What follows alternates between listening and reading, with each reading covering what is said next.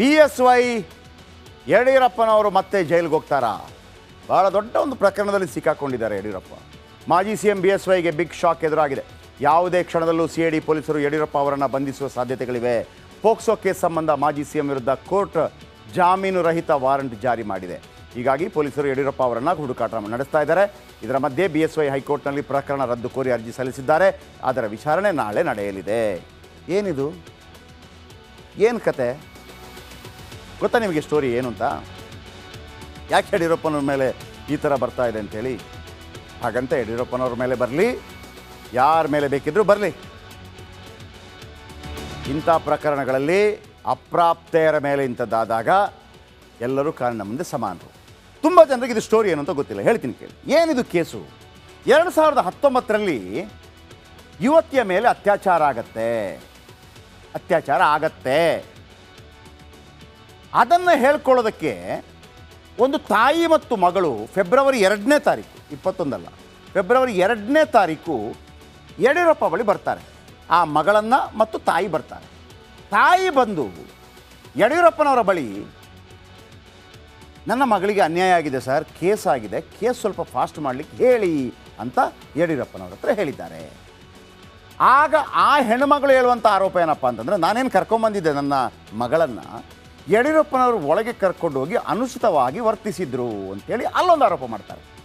ಯಡಿಯೂರಪ್ಪನವರ ಬಳಿ ಬಂದಿರೋದೇ ನನ್ನ ಮಗಳಿಗೆ ಅನ್ಯಾಯವಾಗಿದೆ, 2019ರಲ್ಲಿ ಕೇಸ್ ಆಗಿದೆ, ಅದನ್ನು ಫಾಸ್ಟಾಗಿ ಮಾಡಲಿಕ್ಕೆ ಹೇಳಿ ಅಂತ ಹೇಳಕ್ಕೆ ಬಂದವರು ಇವರ ವಿರುದ್ಧ ಒಂದು ಕೇಸ್ ಆಗುತ್ತೆ, ಇವರು ಮಾಡಿದರು ಅಂತೇಳಿ ಆ ಒಂದು ವಿಡಿಯೋ ಅಲ್ಲಿ ಅವತ್ತು ವೈರಲ್ ಆಗಿರುತ್ತೆ. ಯುವತಿಗೆ BSY ದೌರ್ಜನ್ಯ ಎಸಗಿದ ಆರೋಪ. ಅದನ್ನು ಇದೇ ಮಹಿಳೆ ಮಾರ್ಚ್ 14ರಂದು ಸದಾಶಿವನಗರ ಠಾಣೆಯಲ್ಲಿ ಪ್ರಕರಣ ದಾಖಲಿಸ್ತಾರೆ, FIR.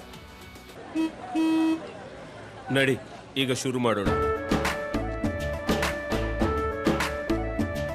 ಕೇಸರಿಯಿಂದ ಮನೋಲ್ಲಾಸ ಮನಸ್ಸು ಮತ್ತೇರಿ ಕುಣಿದಾಡಿದೆ ನೋಡು, ಮನಸ್ಸು ಮತ್ತೇರಿ ಕುಣಿದಾಡಿದೆ ನೋಡು.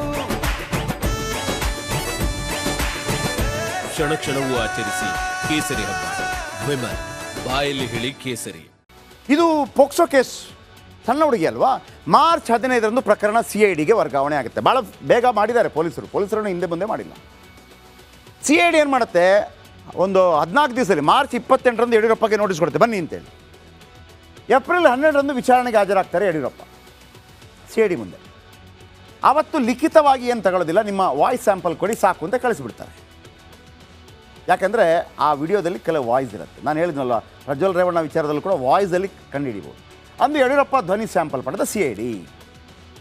ಇಲ್ಲಿಗೆ ಅದು ನಿಂತೋಗಿತ್ತು. ಕಾರಣ ಯಾಕೆ ನಿಂತೋಗಿತ್ತು ಅಂತಂದರೆ, ಅವತ್ತು ನಾವೇ ಇದ್ವಿ.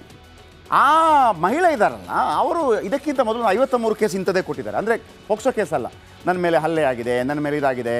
ಆಮೇಲೆ ಭಾಸ್ಕರ್ ರಾವ್ ಕಮಿಷನರ್ ಅವ್ರ ಮೇಲೆ ಇತ್ತು, ಗೃಹ ಮಂತ್ರಿ ಮೇಲೆ ಇತ್ತು, ಗೃಹ ಇಲಾಖೆ ಮೇಲೆ ಇತ್ತು. ಹಾಗಾಗಿ ತುಂಬ ಕೇಸು. ಇದೇನಾಯಿತು, ಇದು ಸುಮ್ಮನೆ ಟೈಮ್ ಪಾಸ್ಗೆ ಮಾಡ್ತಿದ್ದಾರೆ ಅನ್ನುವಂಥ ಭಾವನೆ ಬಂತು ಎಲ್ಲರೂ ಕೂಡ. ಹೋಮ್ ಮಿನಿಸ್ಟ್ರು ಕೂಡ ಅವರು ಮಾನಸಿಕ ಅಸ್ವಸ್ಥೆಯ ರೀತಿಯಲ್ಲಿ ಮಾತಾಡಿದರು. ಆದರೆ ನಾವು ಅದನ್ನು ಭಾಳ ಸೀರಿಯಸ್ ಆಗಿ ತೊಗೊಂಡ್ವಿ. ಮಾನಸಿಕ ಅಸ್ವಸ್ಥೆನೋ ಒಂದು ಹೆಣ್ಣು ಮಗಳಿಗೆ ಅನ್ಯಾಯ ಆಗಿದೆ ಅಂತ 100ನೇ ಬಾರಿ ಬಂದು ಹೇಳಿದ್ರು ಕೂಡ ಕೇಸ್ ತಗೊಂಡಿದ್ದಾರೆ. ಈ ನಡುವೆ ಏನಾಯಿತು, ಮೇ 26, ಇದು ಯಾವಾಗ ನಡೆದಿದ್ದು ಎಲ್ಲವೂ ಕೂಡ ಏಪ್ರಿಲ್ ಅಲ್ವಾ? ಅದೇ ಏಪ್ರಿಲ್ 12ಕ್ಕೆ ಬರ್ತಾರಲ್ವ. ಮೇ 26ರಂದು ಆ ದೂರು ನೀಡಿದ್ದ ಮಹಿಳೆ ಅನಾರೋಗ್ಯದ ಕಾರಣ ಸತ್ತೋಗ್ಬಿಡ್ತಾರೆ. ಆಮೇಲೆ ಒಂದು ಗುಲ್ಲಾಗುತ್ತೆ, ಅದು ಅನಾರೋಗ್ಯ ಅಲ್ಲ ಮತ್ತೊಂದು ಬಟ್ ಸತ್ತೋಗಿದ್ದು ನಿಜ. ಈಗ ಜೂನ್ 11 ಮೊನ್ನೆ BSYಗೆ ಸಡನ್ನಾಗಿ CID ನೋಟಿಸ್ ಕೊಡ್ತು, ಬನ್ನಿ ನೀವು, ಇಲ್ಲ ಅಂತಂದರೆ ನಿಮ್ಮನ್ನು ಅರೆಸ್ಟ್ ಮಾಡ್ತೀವಿ. 12ನೇ ತಾರೀಕು ಬರಲಿಲ್ಲ ಯಡಿಯೂರಪ್ಪ, ನನಗೆ ಬರೋಕ್ಕಾಗ್ತಾಯಿಲ್ಲ, ಬೇರೆ ಕಡೆ ಇದ್ದೀನಿ. ನಿನ್ನೆ ವಿಚಾರಣೆಗೆ ಬರಬೇಕಾಗಿತ್ತು, ಗೈರಾಗ್ತಾರೆ ಯಡಿಯೂರಪ್ಪ. ಅದೇ ಕಾರಣಕ್ಕೆ ಯಡಿಯೂರಪ್ಪಗೆ ಅರೆಸ್ಟ್ ವಾರೆಂಟ್, ಎನಿ ಟೈಮ್ ಬಂಧನ ಮಾಡಬೇಕು. ಇವರು ಹೇಳ್ತಾರೆ, ನಾನು 17ನೇ ತಾರೀಕು ಬಂದು ನಿಮ್ಮ ಮುಂದೆ ಸರೆಂಡರ್ ಅಥವಾ ಬರ್ತೀನಿ. ಹೆಂಗಿದ್ದ ಕೇಸ್ ಹೆಂಗಾಯ್ತು ಇದು ನೋಡಿ. ಮಾರ್ಚ್ 14ನೇ ತಾರೀಕು ಕೇಸ್ ಕೊಟ್ಟಿದ್ದ, ಹೌದಾ? ಪ್ರಕರಣದ ಕುರಿತು 3 ತಿಂಗಳ ಹಿಂದೆ ದೂರು ಕೊಟ್ಟಿದ್ದರು.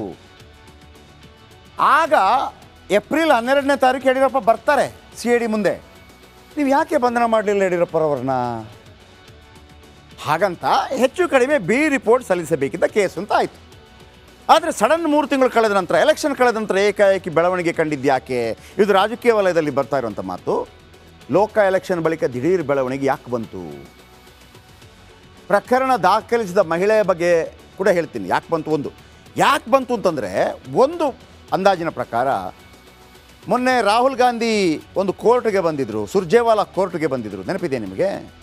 ಕಾಂಗ್ರೆಸ್ ಅದನ್ನು ಭಾಳ ಸೀರಿಯಸ್ ಆಗಿ ಏನಪ್ಪ ನಾವೆಲ್ಲ ಇಷ್ಟೆಲ್ಲ ಗೆದ್ದ ನಂತರ ಕೂಡ ಕರ್ಕೊಂಬಂದಿದ್ದಾರೆ, ಪರ್ಸನಲಾಗಿ ತಗೊಳ್ತಾ ಗೊತ್ತಿಲ್ಲ, ಹಾಗಾಗಿ ಇದನ್ನು ಹೈಲೈಟ್ ಮಾಡ್ತಾ ಇದ್ದಾರಾ ಗೊತ್ತಿಲ್ಲ. ಆಮೇಲೆ ಇನ್ನೊಂದು ಡೌಟ್, ಇದೆಲ್ಲ ಪ್ರಶ್ನೆಗಳು.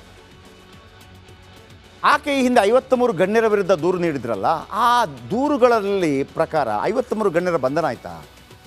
ಯಾಕೆ ಬಂಧನ ಆಗಿಲ್ಲ? ಆಯಿತು, ಬಂಧನ ಬಿಟ್ಟಾಕಿ, ಆ 53 ಗಣ್ಯರ ಕೇಸ್ ಏನಾಯಿತು? ಹಾಗಾಗಿ ಈ ರೀತಿ ದೂರು ಆ ಮಹಿಳೆಗೆ ಹೊಸದೇನಲ್ಲ ಅನ್ನುವಂಥ ವ್ಯಾಖ್ಯಾನ ರಾಜಕೀಯ ವಲಯದಲ್ಲಿ ಬಂದಿತ್ತು. ಈ ಹೇಳಿಕೆ ಕೊಟ್ಟಿದ್ದು ಮಾನ್ಯ ಗೃಹ ಮಂತ್ರಿಗಳೇ ದೂರು ಹೇಳಿದ್ದಾರೆ. ಗೃಹ ಮಂತ್ರಿ ಪರಮೇಶ್ವರ್ ಹೇಳಿಕೆ ಏನಾಯಿತು ಆಗಿದ್ರೆ? ಇಷ್ಟೆಲ್ಲ ನಿಮಗೆ ಕ್ಲಾರಿಟಿ ಸಿಕ್ಕಿದೆ ಅಂದ್ಕೊಂಡಿದ್ದೀನಿ. ಇವರ ಬಳಿಗೆ ಬರ್ತಾರೆ, ನನಗೆ ಹಿಂಗಾಗಿದೆ ಸ್ವಾಮಿಗಳೇ ಅಂತೇಳಿ, ಇವರೇ ಆ ಹೆಣ್ಣು ಹುಡುಗಿಯನ್ನು ಕರ್ಕೊಂಡೋಗಿ ಅನುಚಿತವಾಗಿ ವರ್ತಿಸೋದು, ಇವರ ಮೇಲೆ ಕೇಸ್ ಆಗುತ್ತೆ. ಮಾರ್ಚ್ 14ನೇ ತಾರೀಕು, ಮಾರ್ಚ್ 15 CIDಗೆ ಹೋಗುತ್ತೆ. ಮಾರ್ಚ್ 28ನೇ ತಾರೀಕು ಇವರಿಗೆ ನೋಟಿಸ್ ಬರುತ್ತೆ. ಏಪ್ರಿಲ್ 12ನೇ ತಾರೀಕು ಇವರು ಹೋಗ್ತಾರೆ, ಅಲ್ಲಿಗೆ ಅದು ನಿಂತೋಗ್ಬಿಡುತ್ತೆ. ಮೇಲಿ ಸತ್ತೋಗ್ಬಿಡ್ತಾರೆ ಆ ಮಹಿಳೆ. ಈಗ ಜೂನ್ 11ಕ್ಕೆ CID ವಾಪಸ್ ಬನ್ನಿ, 12ಕ್ಕೆ ಬಂದಿಲ್ಲ, ಅರೆಸ್ಟ್ ಮಾಡ್ತೀವಿ ಅಂತ ಹೇಳ್ತಾ ಇದ್ದಾರೆ. ಇಷ್ಟು ಗಟ್ಟಿ. 17ಕ್ಕೆ ಬರ್ತಾರಂತೆ. ಅರೆಸ್ಟ್ ಆದರೆ ಏನೇ ಮಾಹಿತಿಗಳಿದ್ರು ನಿರಂತರವಾಗಿ ಕೊಡ್ತಾರೆ.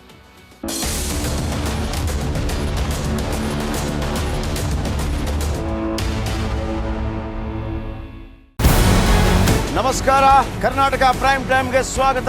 ನಾನು ಜಯಪ್ರಕಾಶ್ ಶೆಟ್ಟಿ.